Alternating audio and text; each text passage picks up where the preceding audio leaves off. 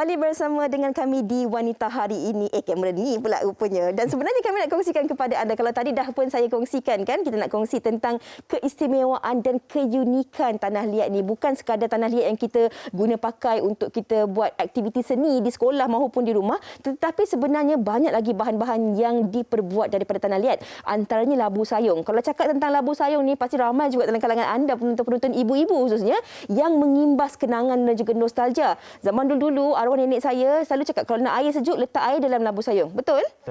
Okey. Dan hari ini kami bawakan labu sayung kepada anda. Tak perlu kita pergi ke Perak, ke Kuala Kangsar. Kita bersama dengan Encik Izzuddin Isham selaku pengusaha labu sayung. Apa khabar? Khabar baik. Terima kasih kerana sudi bersama dengan kami hari ini.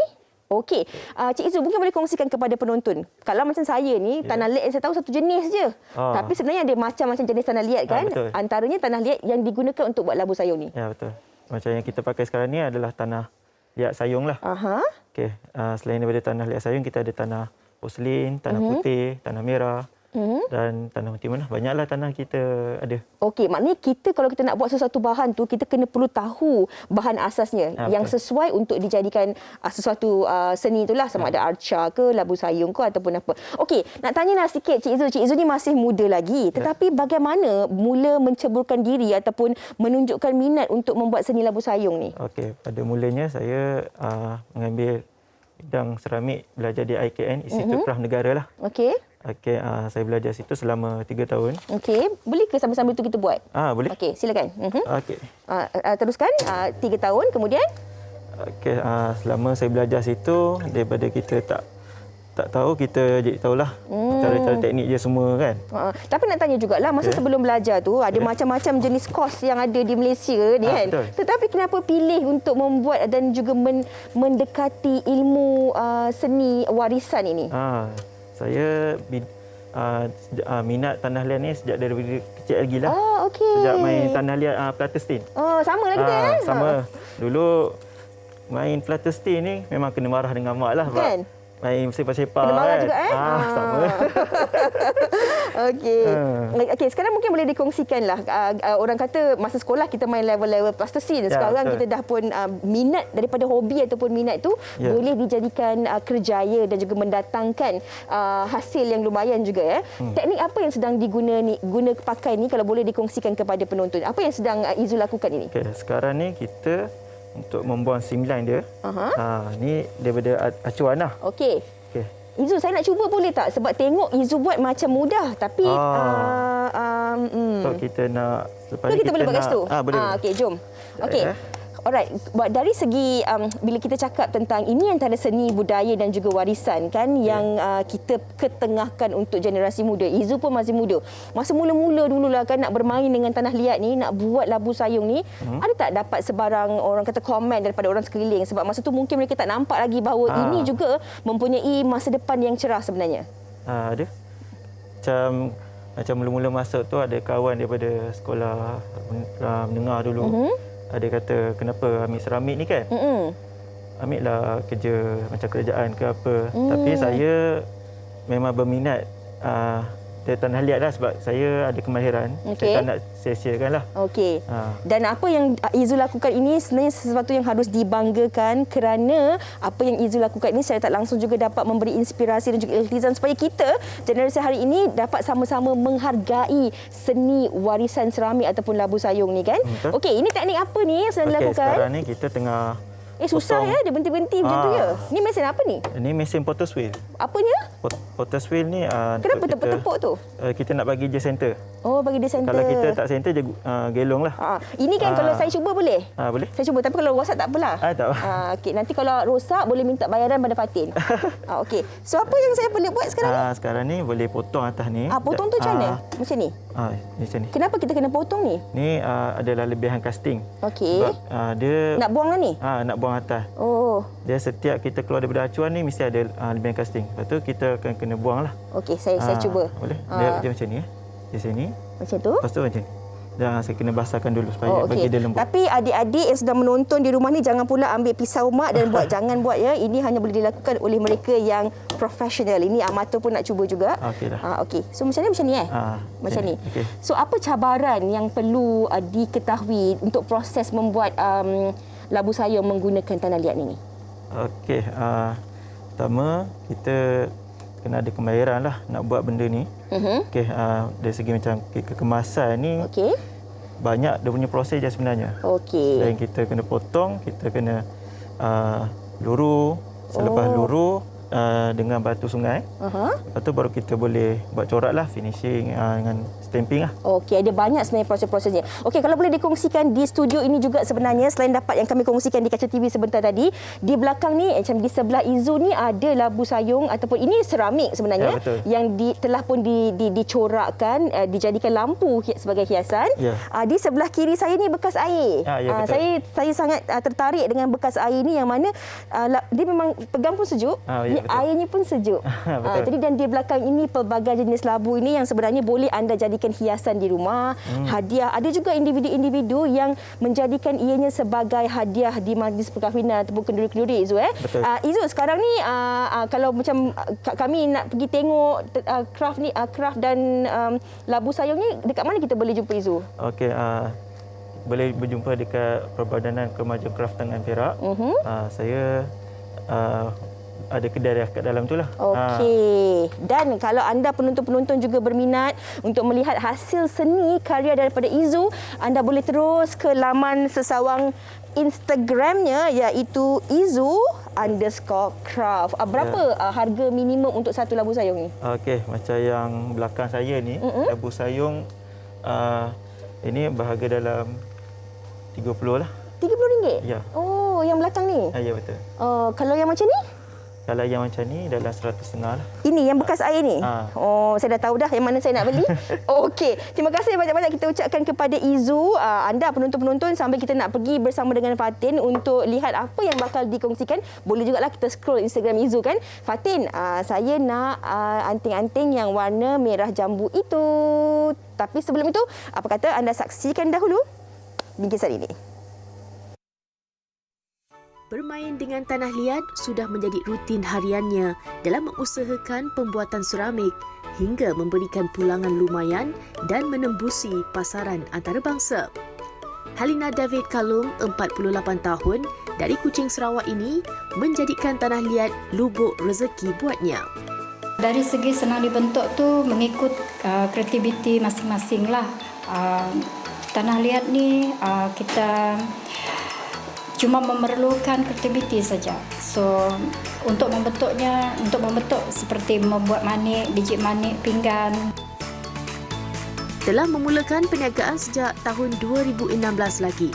Halina mengakui pelbagai cabaran dan rintangan harus dipikul olehnya sebagai seorang usahawan, memandangkan peminat dan pasarannya tidak begitu meluas berbanding industri lain. Saya orang pertama buat pinggan yang sebegini rupa lah. Contohnya ada rumah panjang di atas pinggan, ada bunga terung di atas pinggan, ada tekuk kelait di atas pinggan, ada buah lamambak pecalapan atas pinggan. Setiap pinggan yang saya ada sekarang ni adalah saya bagi nama tersendiri lah. Ketelitian dan kreativiti harus ada dalam setiap penghasilan pinggan dan juga manik seramik buatannya. Meskipun ia mengambil masa yang lama untuk disiapkan, namun bagi Halina, kualiti sesuatu karya yang dihasilkan lebih penting demi kepuasan setiap pelanggannya. Harapan saya dalam perusahaan ini, saya harapkan memang saya nak pergi jauh lagi kalau boleh. Harapan saya juga harap satu hari nanti ada juga orang mewarisi apa yang saya buat. Siapa sangka dari seketul tanah liat, Halina kini mampu meraih pendapatan yang lumayan atas usaha gigihnya selama ini. Wow, cantiknya. Itu penghasilan manik daripada tanah liat. Dari apa orang kata aksesoris juga. Hari ini kita nak kongsikan juga banyak lagi aksesoris yang sebenarnya saya pun baru pertama kali lihat hasilnya sangat-sangatlah comel. Dan hari ini kita berbangga sebab kita nak bersama dengan Nurul Huda Al-Hasan Awad selaku pereka aksesori tanah liat. Hai Huda. Hai. Wow, Huda. Okey, tadi Fatin dah tengok dah antara koleksi-koleksi yang dihasilkan Huda sendiri. Kalau bolehlah kan penonton pun nak tahu juga apa sebenarnya antara yang dilakukan daripada tanah liat tu boleh menghasilkan aksesoris, antaranya apa? Tanah liat boleh saya bekerja dengan polymer clay sintetik, tanah liat sintetik. Boleh buat aksesori, boleh buat necklace, earring. Kalau kita tengok dekat depannya ada juga sepit rambut, kita ada juga anting-anting kan. Mesti kita tertanya-tanya juga. Nak menghasilkan ni perlu ada kesabaran, ketelitian, masa juga kan. Kita tak boleh nak tergesa-gesa, tak dapatlah hasil yang sangat halus ni. Berapa lama Huda ambil masa sebenarnya? Depend dengan dia punya design. Dalam masa 1-2 jam buat design dan masuk ke tuha untuk jadikan dia keras dalam 35 minit. 35 minit. Boleh tak kita nak tunjuk juga dekat penonton antara demo lah kan, sedikit lah kita nak tengok macam mana sebenarnya kita nak mulakan, nak hasilkan satu aksesori anting-anting ke, sepit rambut ke, macam-macam sebenarnya dekat sini pun ada. Dan Huda juga boleh juga terima kalau pelanggan, okey saya nak macam ni, saya nak reka bentuk macam ni. Custom made boleh. Betul. Memang boleh buat dengan kesukaan klien, dengan warna apa, bentuk apa, design apa. So clay dia macam ni. Kita kena lembutkan clay tu dulu dan dengan cutter kami akan memotong mengikut bentuk untuk membuat itu anting-anting. Okey, bercakap mengenai anting-anting ni, dia ada zaman dia. Kadang-kadang sekarang ni tengah popular reka bentuk yang macam ni. Macam Huda ni macam mana nak ikut peredaran zaman tu, reka-reka bentuk tu? Kadang-kadang saya akan ikutkan perayaan seperti Tahun Baru Cina, Hari Raya, Hari Kekasih, Valentine. Saya mengambil inspirasi daripada situ. Baiklah. Konsep yang diketengahkan Huda sendiri, kalau kita tengok semua comel-comel, the pastel-pastel kan. Antaranya ada menggunakan color-color yang tak terlalu terang, tapi saya rasa ini memang sangat diperlukanlah anak-anak muda sekarang ni, khususnya siapa yang suka memperagakan anting-anting kan. Statement piece. Kan? Yeah. Okey, baiklah. Selain daripada anting-anting ni, apa lagi yang dihasilkan Huda? Kadang-kadang saya buat piring. Piring ada pencorakan dengan polymer clay lah. Piring. Macam pottery itu ke? Yes. Okey, baiklah. Tapi macam mana kita nak dapatkan sumber ataupun clay tanah liat tu sendiri, Huda? Polymer clay sintetik ni dia boleh beli di Talian online dengan Shopee.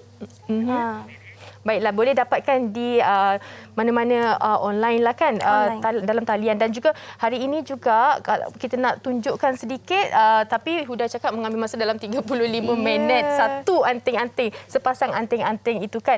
Dan kalau boleh juga dikongsikan Instagram dan juga di mana mereka boleh dapatkan, Huda? Okey, bahan-bahan saya dan produk saya semua di Instagram Wild Hearts Clay. Dan boleh DM saya untuk membuat pesanan lah. Yes. Itu dia antara Instagram yang dikongsikan. Tadi ada nampak satu visual tu, teknik apa tu? Kepingan? Pemotongan dan melekatkan serpihan bersama-sama untuk buat tanah liat itulah. Buat corak tu. Okey. Buat corak. Baiklah, inspirasi sebenarnya dalam banyak-banyak seni dalam Malaysia ni, dalam dunia ni, kenapa memilih seni seramik tanah liat ni, Huda? Okey, sintetik tanah liat ni memang versatile. Boleh buat dalam bentuk yang tak ada tahap, tak ada limit. Tak ada betul, tak ada salah. Tak ada betul, tak ada salah. Ikut je kreativiti kan. Kita rasa kita nak buat warna ni, kita buat warna ni. Kalau kita tengok ni kan, warna hijau ni memang sekarang ini sangat boleh diterima lah. Ada gold-gold sikit kan, warna-warna yang tengah in lah orang cakap kan. Jade. Macam jade. Okey, baiklah. Kalau anda nak dapatkan banyak lagi pilihan-pilihan anting-anting daripada tanah liat ni, boleh terus ke Instagram Huda Wild Hearts clay. Okey, di sana ada macam-macam kan yang dikongsikan. Baik, kita nak ucapkan terima kasih banyak-banyak dekat Huda. Kita nak tengok, kita nak belik-belik lagi. Tapi sebelum tu, kita nak terus bersama dengan Fiza dan juga Nur Izzati. Apa yang dikongsikan tu? Kita tengok. Tapi sebelum tu Fatin, kita nak saksikan dahulu bingkisan TikTok yang nak dikongsikan kepada anda semua. Trivia yang nak dikongsikan kepada anda semua. Silakan. Tahukah anda terdapat pelbagai keistimewaan tanah liat yang mungkin ramai tidak tahu? Malah, tanah liat juga mempunyai ciri-ciri yang luar biasa kerana ianya boleh digunakan dalam pelbagai jenis fungsi yang bermanfaat. Tanah liat bukan sahaja sering digunakan dalam penanaman ataupun sebagai bahan binaan batu bata, namun ianya juga boleh digunakan sebagai salah satu alternatif bahan semula jadi kecantikan. Ianya dikatakan mampu membantu membersihkan sel-sel pada kulit wajah seseorang dan juga berfungsi untuk membersihkan kulit berminyak serta pori-pori yang ada pada muka. Selain itu, tanah liat juga boleh menghasilkan periuk tanah klepot yang sering digunakan untuk memasak makanan yang berkuah. Periuk yang berasaskan tanah dikatakan baik untuk digunakan kerana ianya tidak menghasilkan sebarang tindak balas kimia yang berlebihan. Tahukah anda, kini di Malaysia, tanah liat juga sudah mula dijadikan sebagai alternatif dalam penghasilan motif batik. Ini kerana penggunaan tanah liat juga dikatakan lebih jimat dan mudah dikendalikan berbanding campuran lilin dan damar. Ternyata sumber alam yang amat bernilai ini mempunyai 1001 keistimewaannya yang tersendiri. Itu dia, tanah liat sememangnya mempunyai pelbagai keistimewaan dan juga keunikannya yang tersendiri. Tapi jangan pula nanti ambil pelatesin kat rumah tu letak kat muka. Bukan tahu, dia ada jenis-jenisnya yang sesuai untuk diguna pakai untuk aktiviti-aktiviti tertentu. Saya juga nak kongsikan sesuatu kepada anda apa yang menarik, yang mana ini dia rumah super unik yang seluruhnya terbuat dari tanah liat yang kami nak kongsikan kepada anda penonton. Ya, kalau kita cakap tentang seninya memang tak terbatas. Jadi seseorang itu mungkin boleh mendapat bahan yang diinginkan. Ini seorang arkitek bernama Octavio Mendoza mencuba membuat sebuah karya seni berukuran besar dari media tanah liat. Dia membuat karya yang berupa sebuah rumah ini dengan menggunakan tanah liat. Unik ke tidak? Okey, kalau itu tentang rumah yang diperbuat daripada tanah liat, kami nak kongsikan kepada anda miniature ataupun cenderahati mini ini yang juga dihasilkan daripada polymer clay. Polymer clay. Betul polymer clay. Polymer clay. Sebut pun tak betul lah. Okey, kita akan bersama dengan Nur Izzati Izwani Fazli yang baru saja berusia 24 tahun tapi dah pun mula menceburkan diri dalam minat seni tanah liat ini sejak 3 tahun yang lalu. Maknanya umur 21 tahun. 21 tahun. Betul. Yep. Macam mana boleh tercetusnya idea tu nak suka minat buat tanah liat ni? Sebab saya mula-mula saya asal melukis. Lepas tu saya tengok yang miniatur Jepun. Dia macam comel-comel, jadi saya cuba buat. Selalu kan kadang-kadang dia keluar kat feed, kat Instagram lah, Facebook lah, sekarang TikTok kan. Dia awak boleh buat juga ya. Semua di depan ni sebenarnya hasil daripada Izzati sendiri. Kalau anda lihat ya, tadi saya cakap dekat dia, tengok ikan goreng tu rasa lapar pula. Makan dengan kicap, dengan sambal belacan. Sedap kan? Okey. So jadi mungkin boleh kongsikan bahan-bahan yang kita perlukan. Macam tadi dari segi seni yang kita gunakan. Ada lain-lain jenis clay yang digunakan. Tapi ini kita menggunakan polymer clay. Ya, kenapa tu? Kalau saya guna polymer clay sebab dia lagi senang nak bentuk. Okey. And then dia macam perlu bakar je. Oh, okey. Jadi sekarang ni apa yang kita nak tunjukkan kepada penonton kita? Ini kita akan buat mangga. Kita akan buat mangga. So saya pun buat jugalah ni. Okay. So buat juga. Okey, ambil tangan dia, jangan ambil tangan saya. Okey, kita nak buat mangga. Kita bulatkan dulu. Lepas tu? Lalu picit sikit berkasi dia hujung. Okey. Nak tanyalah Izzati. Izzati belajar daripada mana sebenarnya ni? Saya tak belajar. Saya memang buat sendiri je. Maksudnya? Buat terus je. Oh, tak ada ke tengok daripada internet ke YouTube ke? Kalau saya tengok pun yang sikit-sikit je. Macam kalau yang susah sangat saya akan tengok. Okey, tapi macam mana boleh tahu dari segi bahan apa yang diperlukan, kat mana nak beli dan sebagainya? Kalau yang tu memang bila type miniatur dia macam ada banyak bahan tau untuk guna. And kalau yang guna polymer clay ni memang dekat YouTube banyaklah. Okey.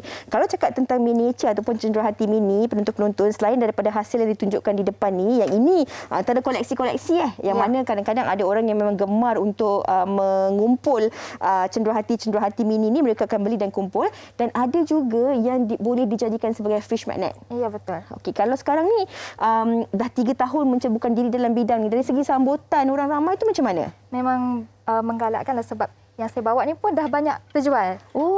Yang ni saja tinggal. Okay, cikgu, jadi ke bentuk mangga saya ni?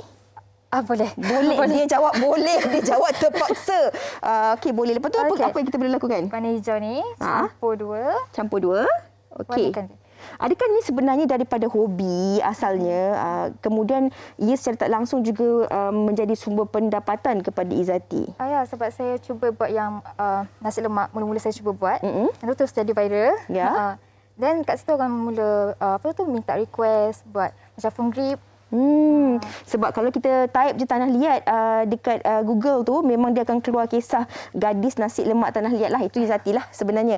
Dan Izzati mungkin boleh kongsikan jugalah kat penonton kita kan. Kadang-kadang ibu bapa dia tak nampak sebenarnya bakat yang terpendam dalam kalangan anak-anak mereka. Kadang-kadang minat yang ditunjukkan dari kecil kan. Suka melukis, suka bermain dengan plastisin. Tadi Izu sempat kongsikan kat saya, kenapa dia buat labu sayung ni sebenarnya. Daripada kecil-kecil, dia memang boleh uli tanah liat tu jadi raksasa gorgon ataupun dinosaur. Jangan gelak, betul. Sebab dia kata dia suka tengok Ultraman. Jadi adakah sebenarnya, bagaimana kita nak kongsikan kepada penonton kita ni bahawa kadang-kadang minat anak-anak ni, walaupun tanah liat lah kan, sebenarnya dia juga boleh menjana pendapatan kalau kita tahu nak letakkan dengan betul di mana minat dan keinginan tu. Okey, sebab saya punya mula-mula saya macam Izu. Saya macam gelas. Saya tampal plastisin tau yang murah punya. Okey. Yang tu memang mak memang marah lah. Marah jugalah, kena marah ya. Lepas tu kalau yang ni saya memang saya start kumpul duit untuk beli satu set semua. Terus memang saya cuba saja je lah. Okey. Kalau dah daripada cuba-cuba tu kemudian dah pun menjadi satu kerjaya pada hari ini, kalau boleh dikongsikan tentang hasil yang ada kat depan kita ni kan. Kalau macam koleksi yang sebegini, berapa lama masa yang diperuntukkan ataupun diperlukan untuk menyiapkan satu koleksi ni? Dia punya tahap susah. Kalau macam yang ni satu set, lebih kurang seminggu. Okey. Kalau untuk yang ni pula 2 hari untuk satu. 2 hari untuk satu. Dari segi sambutan orang ramai macam mana? Alhamdulillah. Okey, kita dah buat ni, dah colour-colour ni semua. Selepas ni apa proses yang diperlukan sebenarnya? Cuma perlu bakar saja and then siap. Bakar kat mana tu? Guna oven yang ni, toaster oven. Ada ini yang bakar roti ke? Yap. Oh, yang kita bakar roti kat rumah tu? Bakar roti 2 minit. Kemudian kita guna 2 minit. Guna 2 minit. Maknanya kita boleh guna sahaja bahan-bahan yang kita ada kat rumah ni untuk kita jadikan kreativiti. Tak cikgu, macam mana cikgu, boleh ke saya punya? Boleh. Lain sikitlah bentuk dia, tapi bolehlah untuk pertama kali kan.